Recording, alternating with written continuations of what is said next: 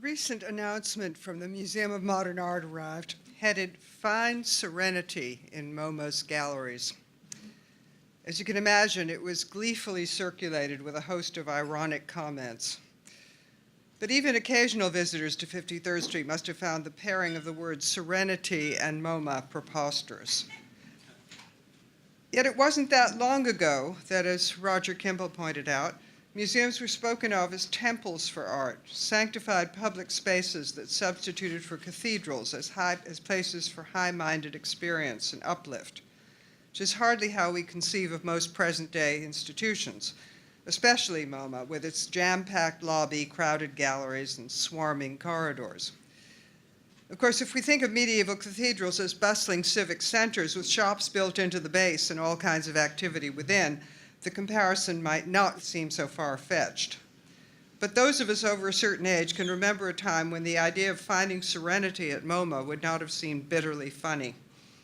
Then the museum did not resemble a busy airport at peak hours.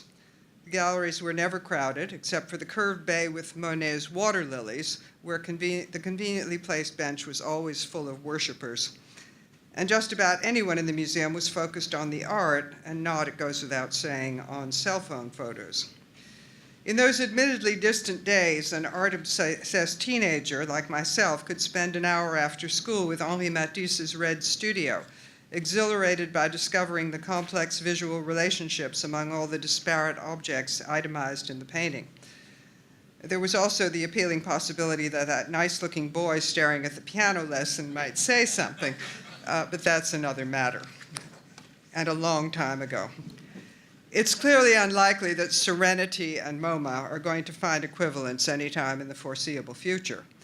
When Elizabeth Scofidio, one of the architects of the museum's current expansion, offered a defense of why an institution with a Department of Architecture and Design decided to raise the former American Folk Art Museum, designed by Billy Chan and Todd Williams, she said that one of her own aims in conceiving the latest incarnation of MoMA was to establish greater connectivity with the street.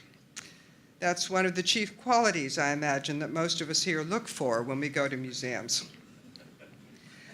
Today's bustling galleries are, however, less a result of connectivity with the street than of the way just about all museums make huge efforts to broaden their audience and increase attendance.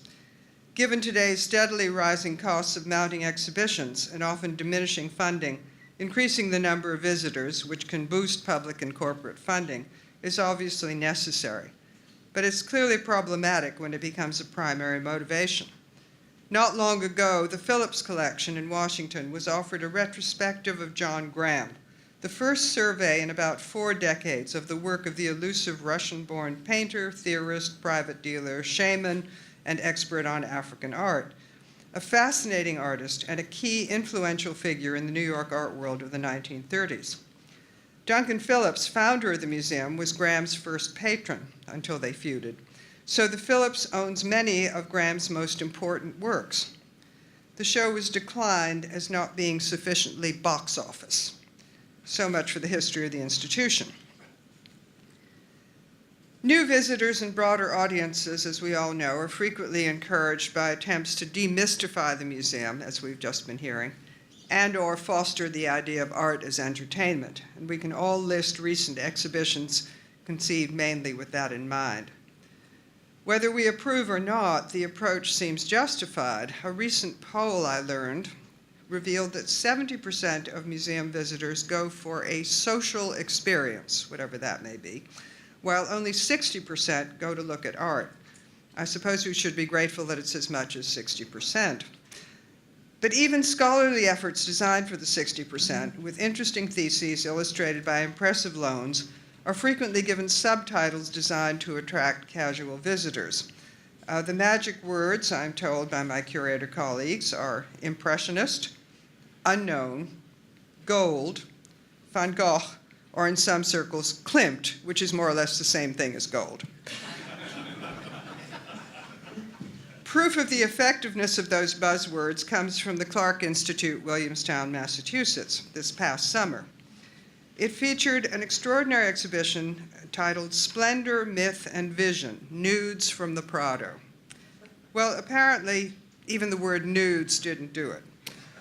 The show, which focused on Philip II as Titian's patron and Philip IV as the patron of Peter Paul Rubens, included more than 24 significant works by Titian, Tintoretto, Rubens, Zurbarán, and other masters, including a truly glorious Guercino, all but 4 of which had never before been seen in this country.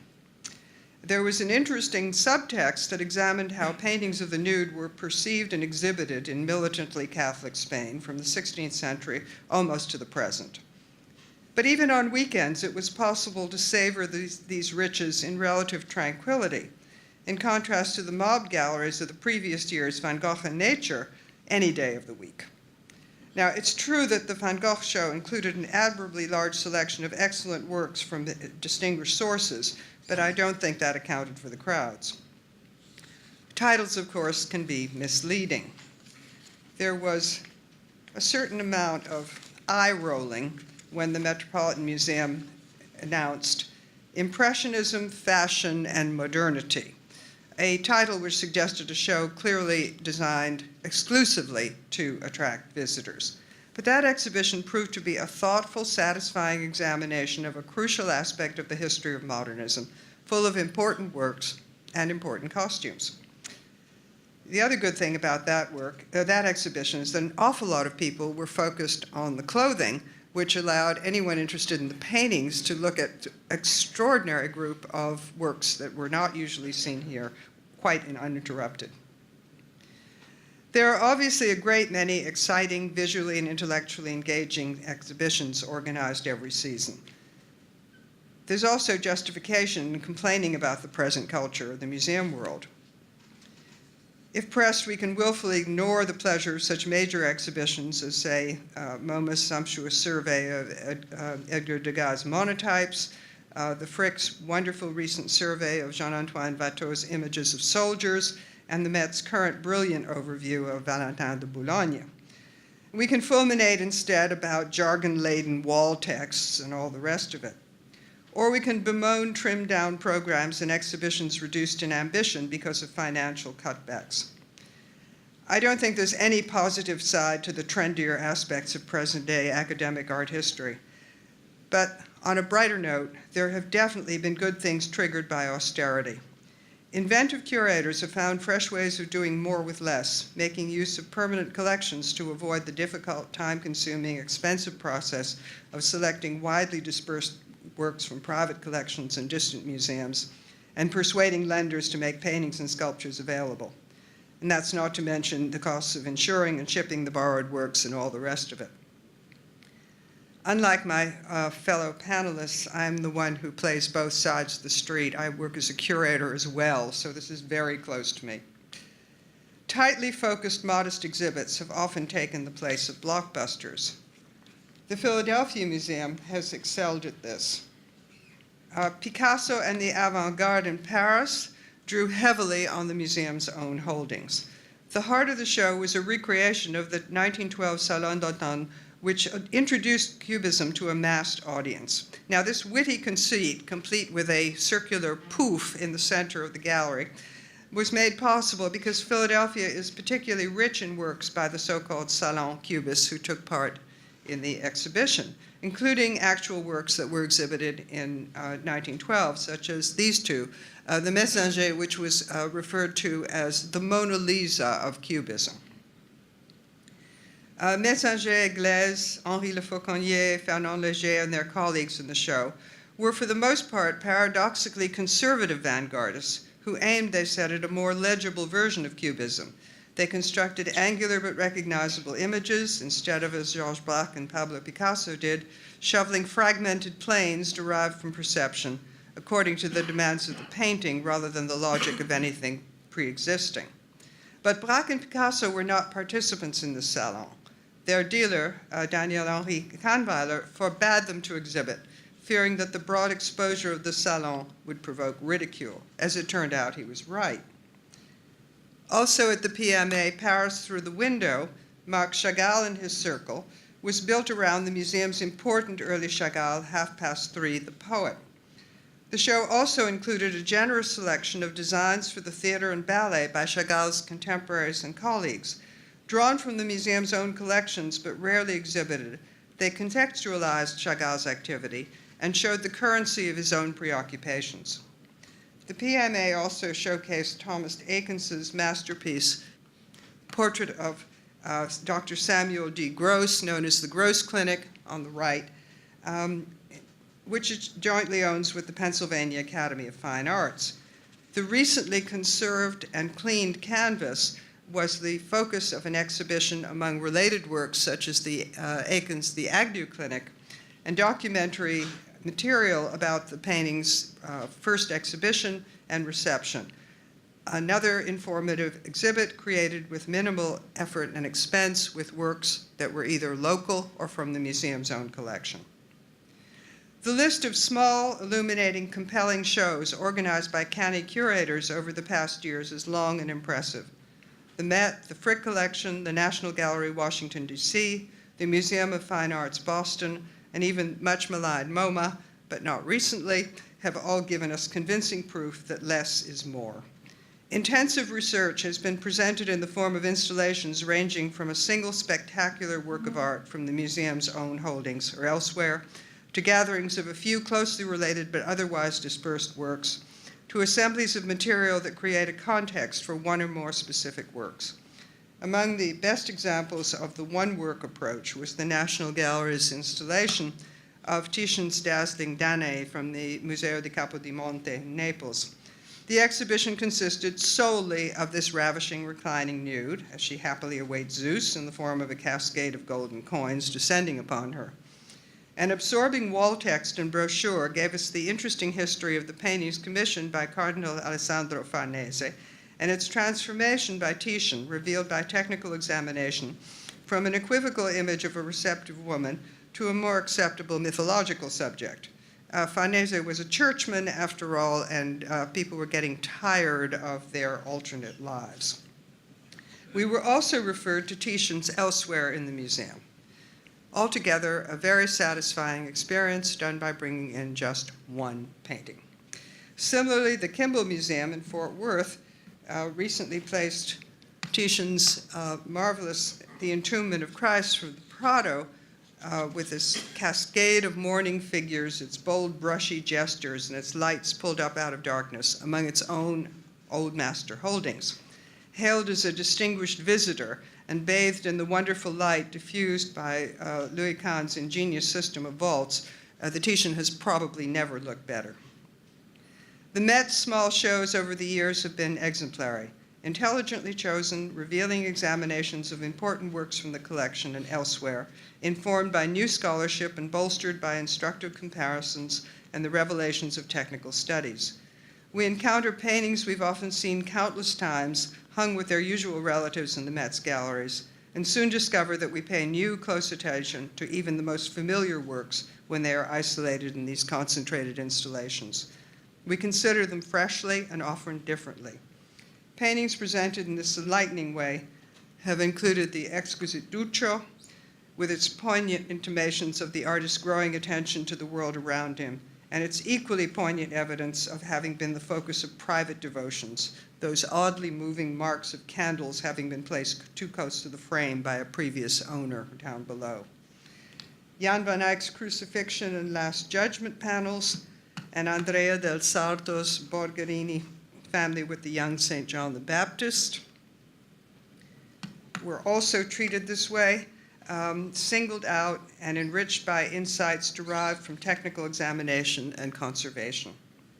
We gained new admiration for a vigorously brushed, sketchy, but evocative portrait of a man, now recognized as an autograph work by Diego Velázquez, after the removal of layers of colored varnish allowed it to be identified as a study for the figure in the well-known Surrender of Breda. We might have walked by this painting if we came upon it in one of the Met's Spanish galleries. Now we looked hard and we learned something new. The Frick has a distinguished record of miniature shows. They have celebrated visits from such elegant women as Raphael's La Fornarina and Parmigianino's La Schiava Turca and Antea, along with, for contrast, Van Gogh's portrait of a peasant who rejoices in the wonderful name of Patience Escalier. The Frick's own iconic Giovanni Bellini and the St. Francis in the Desert and Velázquez's portrait of King Philip IV of Spain also received star billing after technical examination, revealed new things about both the history and the meaning of the two paintings. And the Frick's allegories of wisdom and strength and vice and virtue, both by Paolo Veronese, became centerpieces of an informative small show when they were grouped with a pair of nude male allegorical figures painted about the same time from the Los Angeles County Museum, along with the Met's Mars and Venus united by love. The combination allowed us to concentrate on how the Venetian master embodied abstract concepts with sensuous figures, a rich play of fictive textures, and seductive paint handling. The Boston MFA has presented equally enlightening mini-shows, one celebrating the achievement of the elite squad of the Italian Carabinieri, the Cultural Heritage Protection Command, dealing with art theft. Piero's Senegalia Madonna, which normally lives in the Palazzo Ducale in Urbino, was stolen and then recovered in 1975. It became the core of this exhibition, complete with a film about the squad's successes. Even more fascinating was the eye-testing visiting masterpieces, Caravaggio and Connoisseurship. Two of the four exhibited works, the Fortune Teller from the Musei Capitolini in Rome, and the portrait of Fra Antonio Martelli, the Knight Grand Cross of the Order of Malta, which normally lives in the Palazzo Pitti, were once doubted, but they've now been securely attributed to Caravaggio. The other paintings in the exhibition, which included this possibly early portrait, are still the subject of much debate. The exhibition presented arguments both for and against, and the jury is still out. At MoMA some years ago, there was a superb small show that brought together all of Edouard Manet's attempts to exorcise his admiration for Francisco Goya's The 3rd of May, 1908, using the reports of the 1867 execution by Mexican rebels of Maximilian I, the European puppet emperor of Mexico, and two of his generals, as the starting point for multiple works made between 1867 and 1869. At the center of the exhibition were all the large and small versions in various media of Manet's Goya-inspired staging of the event, including the one that was cut apart by Manet's widow and then reassembled by Degas, who acquired it. This row of soldiers aiming their guns on one side, the victims on the other, directly inspired by the 3rd of May. Apparently, this was not the way it happened. Maximilian and his generals were in the center of a circle of executioners. Manet's inspiration was documented by published descriptions of the execution, newspaper engravings with different degrees of accuracy, published in France only after an embargo on information was lifted, and clandestinely taken photographs, along with a few related works by Manet. All in all, it was an incisive probing of the origins of a group of powerful, obsessive works. Not long afterward, a close scrutiny was accorded Ernst Ludwig Kirchner's paintings of the Berlin street scene, made between 1913 and 1915, contextualized by works made just before and after his move to the louche metropolis. Once again, self-imposed limits allowed us to concentrate on the exhibited works with the dedication they deserved. Such modest exhibitions, whether motivated by economy or intense scholarship, are among the great delights of today's museum practice. Pace, my colleagues. Our attention is called to works of art in ways that add greatly to our knowledge and deepen and intensify our experience. We are shown few enough works at a time that we can study them carefully and over long periods. It's the exhibition equivalent of the slow food movement. And there's another benefit as well. Even when lobbies, special shows, and permanent collection galleries are annoyingly crowded, the spaces devoted to mini installations rarely are. It may be that visitors who paid hefty admission prices feel they need to get their money's worth by seeing as much as possible. But whatever the reason, while some casual visitors to micro shows find themselves captured by what they discover, Many of them tend to look quickly, glance at the text, and move on. That, of course, allows the rest of us more uninterrupted time. It's a lot like museums used to be. Thank you.